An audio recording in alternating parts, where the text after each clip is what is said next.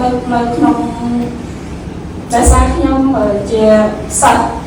បស់លោកគ្រូដែរដល់ពេលអញ្ចឹងយើងសង្កេតឃើញថានៅក្នុងជីវិតនៃការរស់នៅប្រចាំថ្ងៃរបស់យើងធម៌យើងទាំងអស់គ្នាទាំងពុទ្ធបរិស័ទឬក៏ដែលចាំជីវិតក្នុងការរស់នៅប្រចាំថ្ងៃដល់ពួកយើងសង្កេតឃើញថា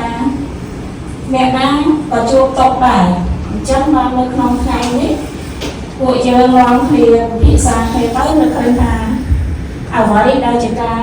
មានតុកសម្រាប់ការរស់នៅរបស់យើងប្រចាំថ្ងៃអញ្ចឹងយើងគិតថាអ្វីដែលអាចជួយសម្រួលទាំងផ្លូវចិត្តជួយសម្រួលទាំងស្មារតីសម្រាប់ការរស់នៅរបស់យើងគ្រប់គ្នាអញ្ចឹងបានជាយើងសម្រេចថាព្រះធម៌គឺជាផ្លូវដែលជួយរំលត់ទុក្ខព្រោះអីអ្វីដែលយើងជួបប្រទះគឺនៅពេលដែលយើងជួបទុក្ខភាគច្រើនយើងជួបទុក្ខហើយបានយើងដឹងថាព្រះធម៌ជួយយើងបានច្រើនជាក់ស្ដែងដូចជាសម័យតាមានខ្ញុំក៏ចឹងដែរគឺថាការដែលជួបអំពីភាពលំបាកតាក់ទងទៅនឹងការដែលយើងធ្វើការឬក៏យើងចង់ទៅវិស័យតាក់ទងនេះយើងតែជួបបញ្ហាឬក៏យើងជួបទុក្ខអីជាប្រចាំអញ្ចឹងប៉ុន្តែបើសម្រាប់ខ្លួនខ្ញុំផ្ទាល់ខ្ញុំរវាងនៅក្នុងការស្ដាប់ដោយសារខ្ញុំបានស្ដាប់លោកគ្រូតាំងពីលោកនៅជាវិស័យឡើយដល់ពេលអញ្ចឹងគាត់ឲ្យខ្ញុំស្ដាប់បានតែប្រហែលជា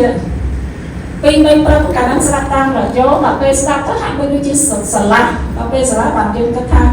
អ្វីដែលយើងយកមកពិភាក្សាយើងជួបគ្នាសម្រាប់តែយើងជួបនៅក្នុងការរស់នៅរបស់យើងហ្នឹងក៏ពេលអញ្ចឹងបានដឹងថា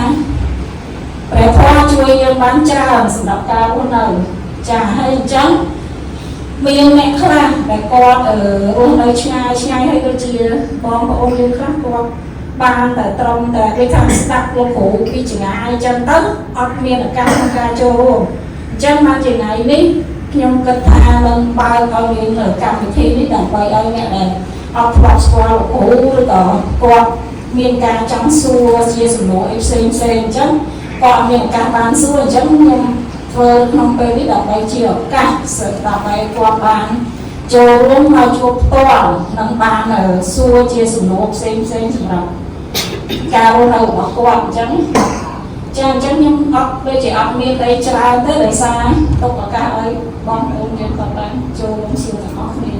ចាអញ្ចឹងសូមអរគុណ